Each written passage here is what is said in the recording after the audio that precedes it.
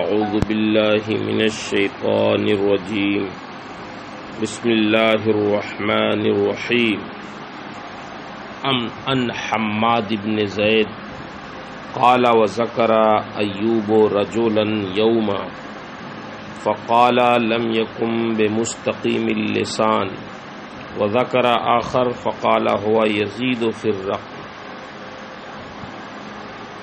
امام مسلم رحمہ اللہ ان محدثین کا ذکر کر رہے ہیں جو ضعیف ہیں، جن کے بارے میں ناقدین حدیث نے کلام کیا ہے۔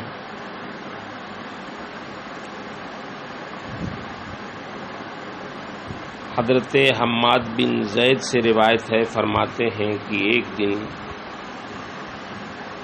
ایوب نے، ایوب سے مراد حضرت ایوب سختیانی، ایک آدمی کا تذکرہ کیا تو فرمایا لم یکن بمستقیم اللسان، وہ زبان کا سچا نہیں ہے۔ وذکر آخر فقال هو یزید فی الرقم، اور دوسرے کا ذکر کیا تو فرمایا کہ وہ رقم کو بڑھا دیتا ہے۔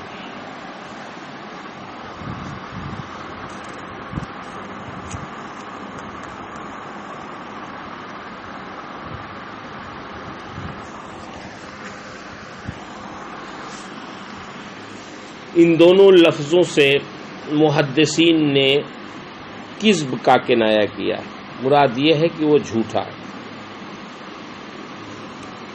یعنی زبان کا سچا نہیں، یعنی جھوٹا ہے۔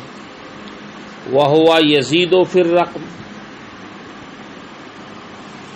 رقم کو بڑھا دیتا ہے، جیسے تاجر لوگوں کا حال یہ ہے کہ وہ چیزوں پر اصل خرید کی رقم پر اضافہ کر دیتے ہیں تاکہ خریدار کو دھوکہ دیں اور اس سے زیادہ منفعت حاصل کریں۔ اسی طرح سے کچھ لوگ ایسے ہوتے ہیں جو احادیث کریمہ بیان کرتے ہیں، اپنی طرف سے کچھ اضافہ کر کے لوگوں کو دھوکہ دیتے ہیں۔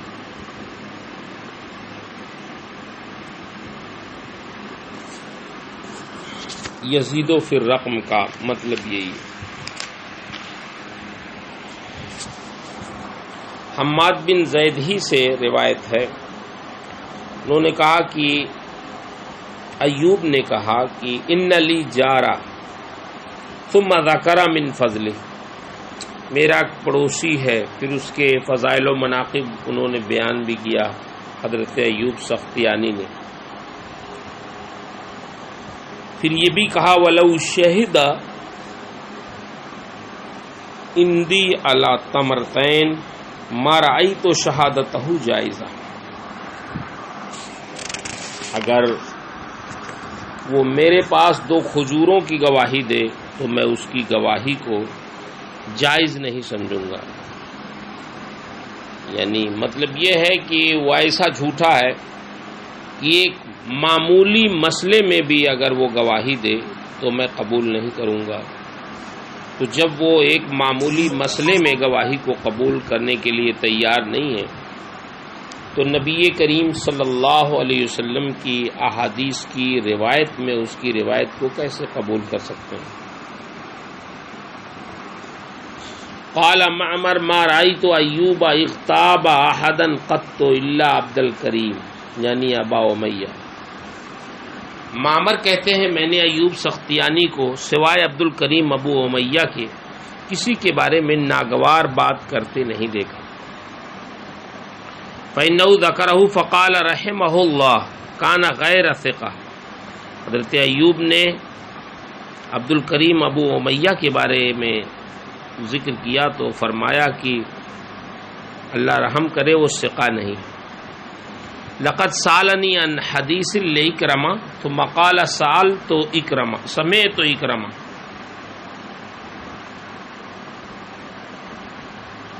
ابو ایوب سختیانی فرماتے ہیں کہ اس نے مجھ سے اکرمہ کی ایک حدیث پوچھی، میں نے بتائی، ثم قال سمعت اکرمہ، پھر جب وہ روایت کرنے لگا تو اس طرح روایت کرتا سمعت اکرمہ، میں نے اکرمہ سے سنا، حالانکہ اکرمہ سے اس نے نہیں سنا تھا، مجھ سے سنا تھا، لیکن میرا واسطہ حذف کر دیا۔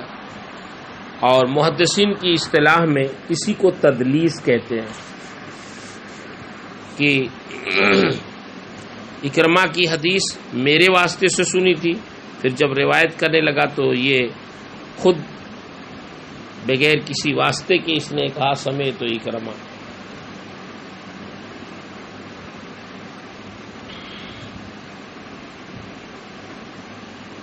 عبد الکریم ابو امیہ یہ کون ہے؟ یہ اصل بصری ہے، مکہ مکرمہ میں مقیم تھا، اور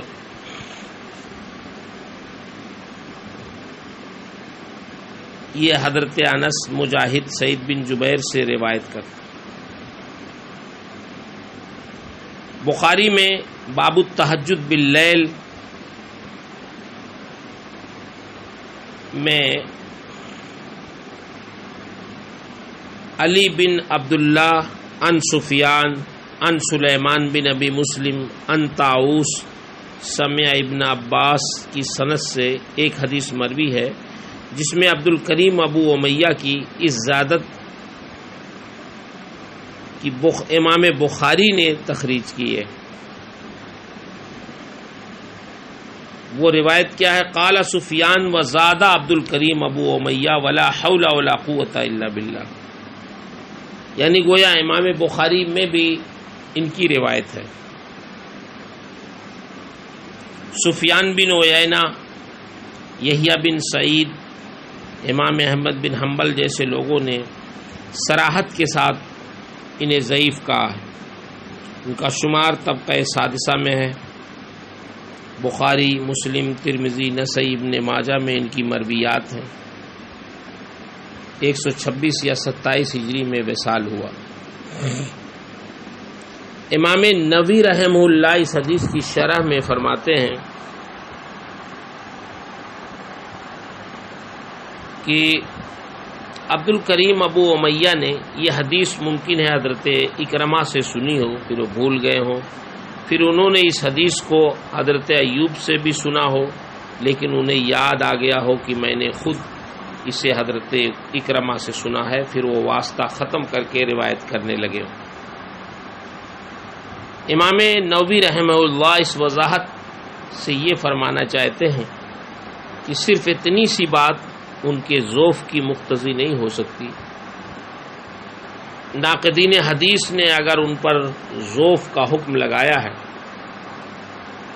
تو ان کے سامنے اس کے علاوہ بھی وجہیں رہی ہوں گی، صرف اتنی وجہ سے ضعیف نہیں کہا جا سکتا۔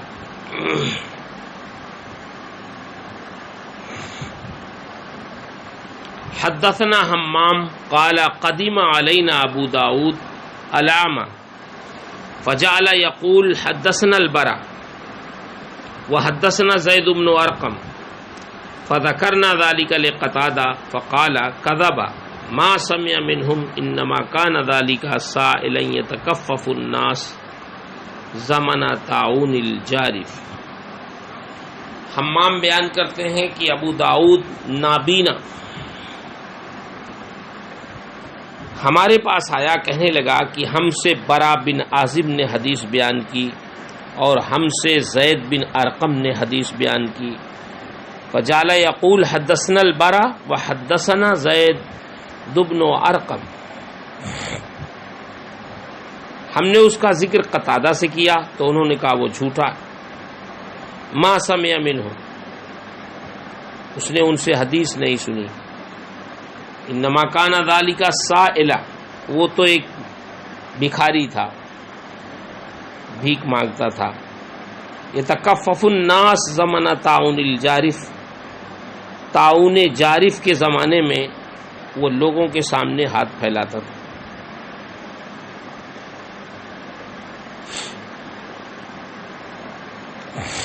حمام ہی کی روایت نیچے بھی انہوں نے دی ہے۔ یہ اخبرنا حمام قال دخل ابو داود العام علی قتادہ حمام نے ہمیں خبر دیا کہ ابو داؤد نابینا حضرت قتادہ کے پاس آیا، فلما قام،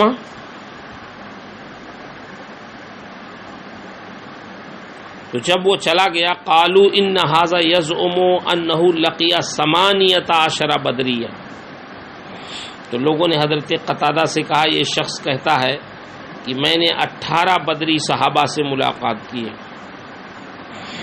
فقال قتادہ ھذا کان سائلا قبل الجارف لا يعرض في شيء من هذا ولا يتكلم فيه۔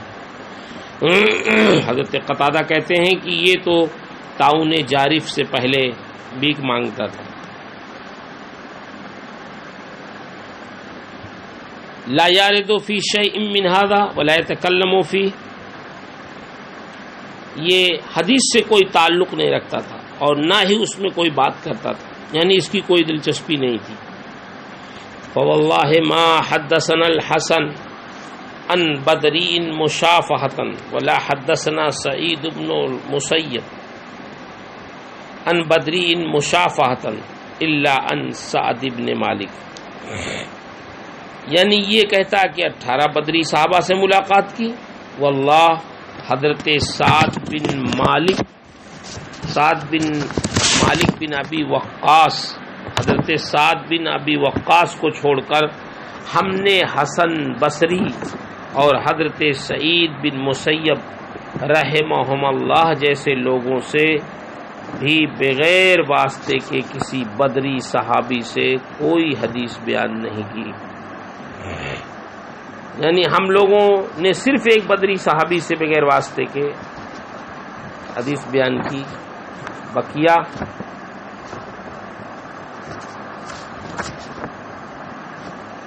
بغیر واسطے کے نہیں سنی۔ اور یہ کہتا ہے کہ 18 بدری صحابہ کرام سے ہم نے روایت کی، جبکہ یہ بھیک مانگتا تھا، حدیث میں اس کی کوئی دلچسپی نہیں تھی۔ ابو داؤد آما یہ کون ہے اور طاعون جارف کا کیا مطلب ہے؟ ابو داؤد آما اس کا نام نافع ہے، بعض لوگوں نے اس کا نام نفی بن حارث رکھا ہے۔ یہ اپنی کنیت ابو داؤد سے مشہور ہے، طبقہ خامسہ سے ہے، ترمذی اور ابن ماجہ میں اس کی مرویات ہیں، اور یہ ائمہ جرح و تعدیل کے نزدیک متروک راوی ہے۔ امام احمد بن حنبل رحمہ اللہ فرماتے ہیں کہ ابو داؤد آما کہتا ہے کہ میں نے عبادلہ سے حدیث سنی ہے۔ عبادلہ کا مطلب عبداللہ ابن عباس، عبداللہ ابن عمر، عبداللہ ابن زبیر، عبداللہ ابن عمرو بن عاص۔ حالانکہ اس نے ان میں سے کسی سے حدیث نہیں سنی۔ ائمہ جرح و تعدیل نے اس پر مختلف طرح سے جرحیں کیے۔ ابن معین نے اس کو لیسا بشیء کہا، ابو زرعہ نے لم یکن بشیء کہا، بخاری نے یتکلمون فی کہا، ترمذی نے یضاعف فی الحدیث کہا، نسائی نے متروک الحدیث کہا، ابن حبان نے یہ کہا کہ یہ ثقات سے موضوع روایتیں گڑھتا ہے، لا یجوز بہ الاحتجاج کہا۔ مختلف محدثین نے اس پر ضعف کا اطلاق کیا ہے، بعض لوگوں نے کہا محدثین کا اس کے ضعف پر اجماع ہے۔ طاعون جارف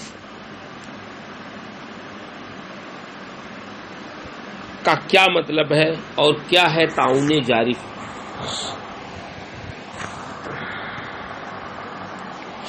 طاعون ایک بیماری ہے جو وبائی بیماری ہے،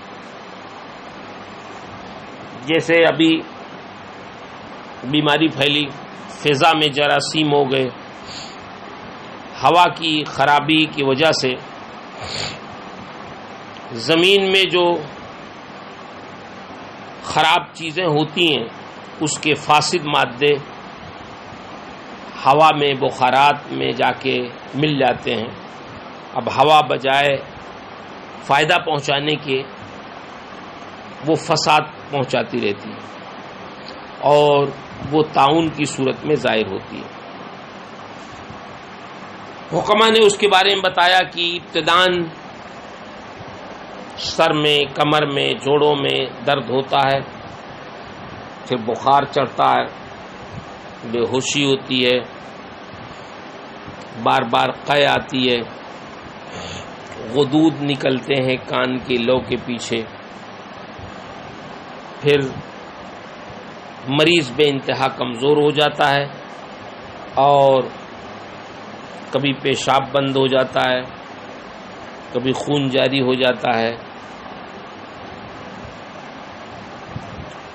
یہ طاعون ہے۔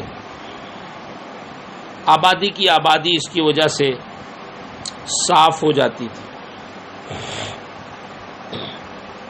طاعون جارف کا مطلب کیا ہے؟ اصل میں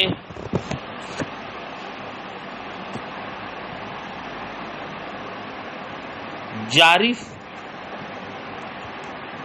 طاعون ہی کو کہتے ہیں۔ اصل جارف کا معنی ہے بہا کے لے جانے والا، کیونکہ طاعون جب آتا ہے تو سیلاب کی طرح وہ ہر ایک کو بہا لے جاتا ہے، چاہے وہ انسان ہو یا مویشی ہو، جانور ہو۔ اسی لیے ہر طاعون کو جارف کہہ بھی سکتے ہیں۔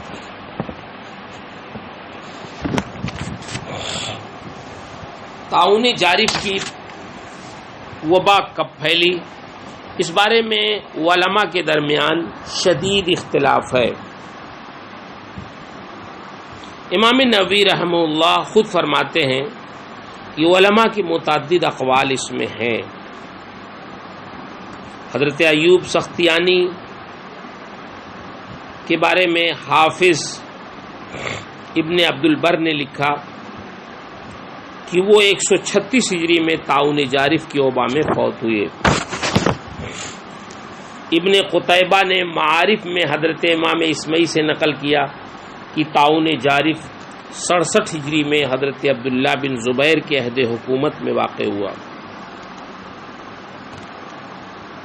امام علی ابو الحسن علی بن محمد نے لکھا اپنی کتاب میں کہ طاعون جارف حضرت عبداللہ بن زبیر کے عہد میں شوال 67 ہجری میں پھیلا۔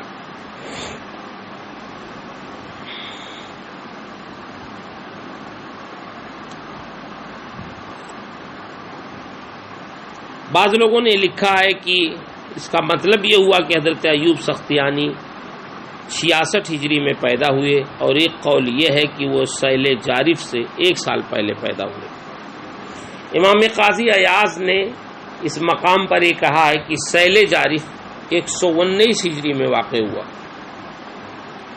اور حافظ عبد الغنی نے عبداللہ بن مطرف کے ترجمے میں یحییٰ قطان کے حوالے سے ذکر کیا کہ مطرف طاعون جارف کے بعد 87 ہجری میں فوت ہوئے۔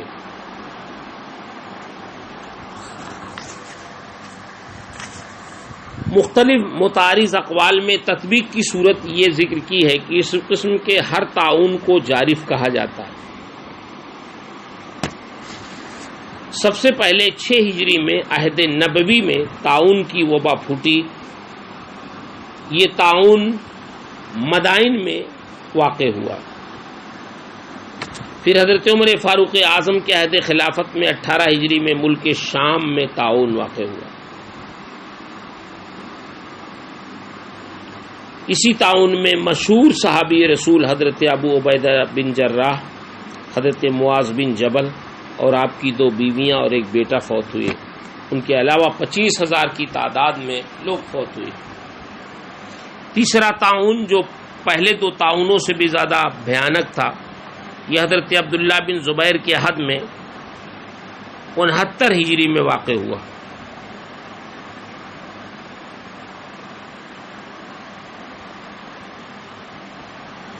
جو طاعون جارف کے نام سے مشہور ہے۔ اس طاعون کی تباہی کا عالم یہ تھا کہ صرف 3 دن میں اتنا شدید تھا کہ ہر دن 70,000 آدمی مارے گئے۔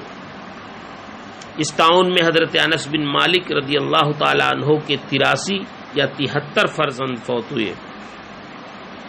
حضرت عبد الرحمن بن ابی بکر کے 40 بچے فوت ہوئے.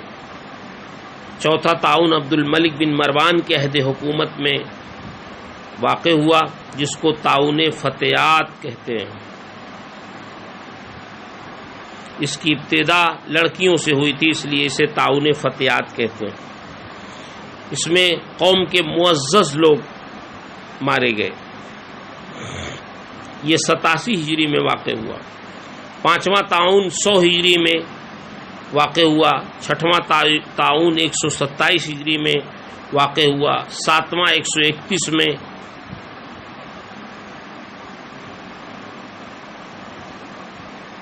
اس تعاون میں حضرت ایوب سختیانی فوت ہوئے.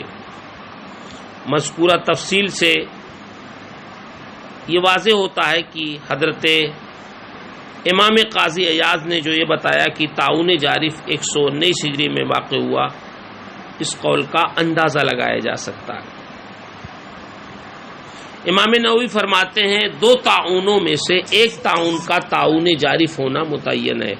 یا تو وہ تعاون جو حضرت عبداللہ بن زبیر کے عہد میں 67 ہجری میں واقع ہوا، یا پھر وہ تعاون جو تعاون فتیات 87 ہجری میں پھیلا.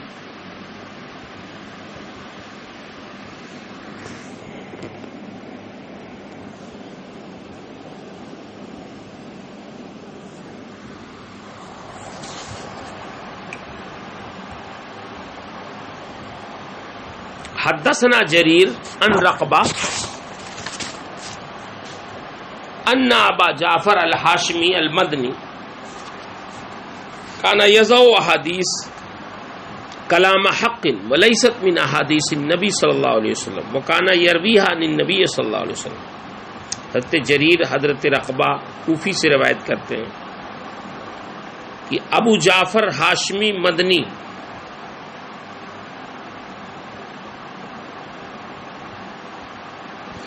صحیح باتوں کو حدیث بنا کر پیش کرتا تھا. کانا یضع احادیث کلام حق ولیست من احادیث النبی صلی اللہ علیہ وسلم. حالانکہ وہ نبی کریم صلی اللہ علیہ وسلم کی احادیث نہ ہوتی، کوئی صحیح کلام ہوتا اس کو حدیث بنا کے پیش کرتا اور پھر نبی کریم صلی اللہ علیہ وسلم سے وہ روایت کرتا. ابو جعفر ہاشمی مدنی یہ کون ہے؟ اس کا نام ہے عبداللہ بن مسور. ابو جعفر اس کی کنیت ہے. یہ بھی واضعین احادیث میں سے حکمت کی باتوں کو حدیث بنا کر پیش کرتا، حالانکہ حدیث سے اس کا کوئی تعلق نہیں ہوتا. امام ذہبی نے میزان الاعتدال میں اس کے بارے میں فرمایا ولیس بثقہ. امام احمد بن حنبل اور دوسرے ناقدین حدیث نے اس پر جرح کرتے ہوئے فرمایا احادیثہ موضوع، اس کی احادیث گڑھی ہوئی ہیں.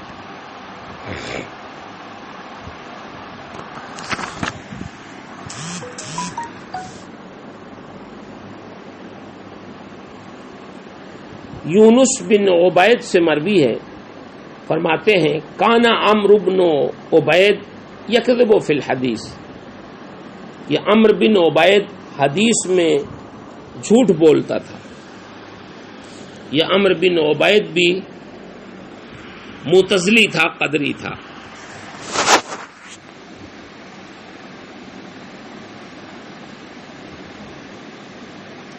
معاذ بن معاذ کہتے ہیں قلت لعوف بن ابی جمیلہ ان عمرو بن عبید حدثنا عن الحسن ان رسول اللہ صلی اللہ علیہ وسلم قال من حمل علینا السلاح فلیس منا. معاذ بن معاذ کہتے ہیں میں نے عوف بن ابی جمیلہ سے پوچھا کہ عمرو بن عبید ہم سے حضرت حسن بصری سے یہ حدیث بیان کرتا ہے کہ اللہ کے رسول نے فرمایا جو شخص ہم پر تلوار اٹھائے وہ ہم میں سے نہیں. حضرت عوف نے کہا قسم اللہ کی عمرو جھوٹا ہے. اس کا ارادہ یہ ہے کہ اس سے وہ لوگوں کو اپنے ناپاک اعتقاد کی طرف مائل کرے. دوسری روایت حدثنا حماد بن زید قال کان رجل قد لزم ایوب وسمع منه ففقده ایوب فقالوا له یا ابا بکر انه قد لزم عمرو بن عبید. حماد بن زید کہتے ہیں کہ ایک آدمی حضرت ایوب سختیانی کی خدمت میں حاضر رہتا اور ان سے حدیثیں سنتا. ایک روز حضرت ایوب نے اسے نہیں پایا تو لوگوں سے پوچھا. لوگوں نے انہیں بتایا کہ اے ابو بکر، یہ حضرت ایوب کی کنیت تھی، اب وہ عمرو بن عبید کی خدمت میں رہتا ہے. حماد فرماتے ہیں ایک دن میں ایوب کے ساتھ صبح کو بازار جا رہا تھا کہ وہ آدمی سامنے آ گیا تو حضرت ایوب نے اسے سلام کیا اور اس کی خیریت دریافت کی. پھر اس سے کہا مجھے خبر لگی ہے کہ تم اس آدمی کی صحبت میں رہتے ہو، یعنی عمرو بن عبید کی. حماد نے کہا کہ انہوں نے عمرو کا نام لیا. اس نے کہا ہاں اے ابو بکر، وہ ہمارے پاس عجیب و غریب بات لاتا، یعنی ایسی حدیثیں سناتا جس کو ہم نے کبھی سنا نہیں. انہو یجیئنا باشیاء غرائب. حضرت ایوب نے کہا انما نفر اور نفرق من تلک الغرائب، کہ ہم تو ایسی ہی عجیب باتوں سے بھاگتے ہیں یا دور رہتے ہیں اور تم عجیب و غریب سمجھ کے اس کے پاس جاتے. حدثنا ابن زید یعنی حماد قال قیل لایوب ان عمرو بن عبید روى عن الحسن قال لا یجلد السکران من النبی فقال كذب انما سمعت الحسن يقول یجلد السکران من النبی. حماد بیان کرتے ہیں ایوب سے کسی نے کہا کہ عمرو بن عبید نے حضرت حسن بصری سے روایت کی کہ جو شخص نبیذ پی کر بدمست ہو جائے اس پر حد نہ لگے گی. ایوب نے کہا وہ جھوٹا ہے، میں نے خود حضرت حسن بصری سے سنا کہ وہ فرماتے تھے جو شخص نبیذ پی کر بدمست ہو جائے اسے کوڑے مارے جائیں گے.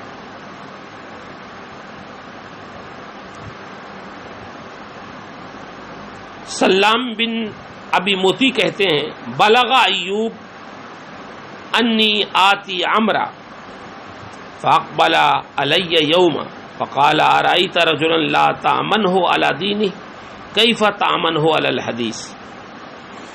ایوب کو خبر لگی یعنی حضرت ایوب سختیانی کو کہ میں سلام بن ابی موتی کہتے ہیں کہ حضرت ایوب کو خبر لگی کہ میں عمرو بن عبید کے پاس جاتا ہوں تو وہ ایک دن میرے پاس آئے، کہنے لگے بھلا بتاؤ جس کے دین کی تم تصدیق نہیں کرتے اس کی حدیث پر اعتماد کیسے کرو گے. ابو موسیٰ کہتے ہیں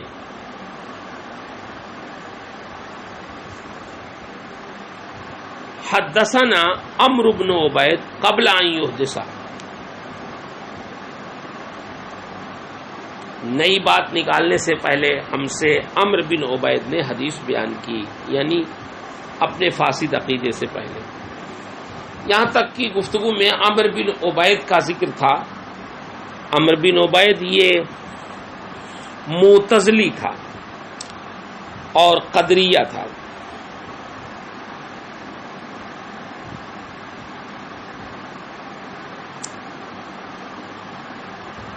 اس پر جرا کرتے ہوئے محدثین نے فرمایا تورے کا حدیث ہو. عبداللہ فرماتے ہیں میں نے اپنے والد امام احمد بن حنبل سے عمرو بن عبید کے بارے میں پوچھا لیس بشیء لا یکتب حدیث، تو انہوں نے اپنے سر سے اشارہ کرتے ہوئے فرمایا ہاں. ابن عدی نے کہا کانا عمرو بن عبید یکذب فی الحدیث.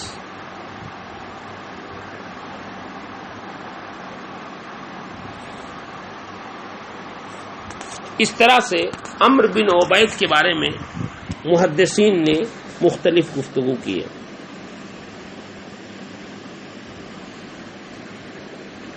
من حمل علینا السلاح کے بارے میں امام نووی نے شرح مسلم کے مقدمے میں ذکر فرمایا کہ یہ حدیث صحیح ہے اور کئی سندوں سے مروی ہے. خود امام مسلم نے اس حدیث کو سند کے ساتھ آگے بیان فرمایا.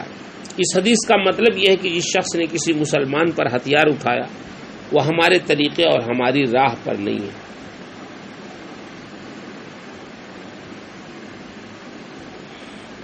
زجر و توبیخ کے طور پر فلیسا منا کہا گیا تاکہ ایک مسلمان دوسرے مسلمان پر ظلم نہ کرے. امام مسلم رحمہ اللہ اس حدیث کو یہاں پر نقل کر کے صرف یہ بتانا چاہتے ہیں کہ حضرت عوف بن ابی جمیلہ نے عمرو بن عبید پر جرح کی ہے اور اسے جھوٹا کہا. اب رہ گیا یہ سوال کہ عوف بن جمیلہ نے اس پر اس حدیث سے صحیح کے ساتھ کیوں جرح کی. اس کی وجہ یہ ہے کہ عمرو بن عبید نے کہا کہ حضرت امام حسن بصری نے یہ حدیث ہم سے بیان کی اور حضرت عوف بن ابی جمیلہ حضرت امام حسن بصری کے کبار اصحاب میں سے تھے. ان کی احادیث کے وہ جاننے والے تھے. انہیں اچھی طرح یہ علم تھا کہ حضرت امام حسن بصری اس حدیث کی روایت نہیں کرتے اور نہ ہی انہوں نے حضرت امام حسن بصری سے کبھی حدیث سنی. لیکن عمرو بن عبید اس حدیث کی روایت حضرت امام حسن بصری سے کر رہا تھا، اس لیے آپ نے اس حدیث صحیح کے ساتھ اس پر جرح کرتے ہوئے فرمایا کہ وہ جھوٹا ہے. ان کے کہنے کا یہ مطلب نہیں کہ یہ حدیث صحیح نہیں، حدیث صحیح ہے، لیکن جو حضرت حسن بصری سے اس نے روایت کی اس میں وہ جھوٹا.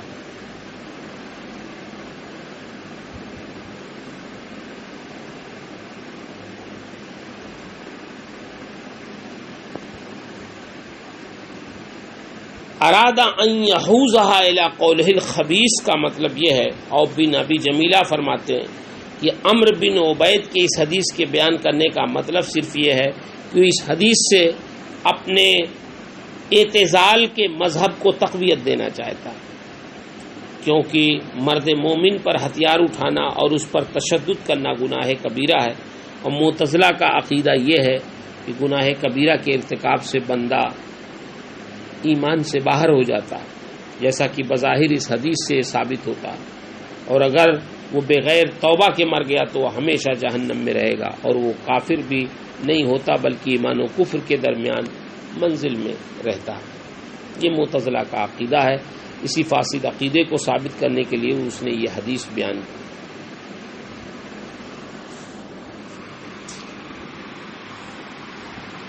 اس کی بحث آپ نے شرح عقائد نصفی میں پڑھ لی ہوگی.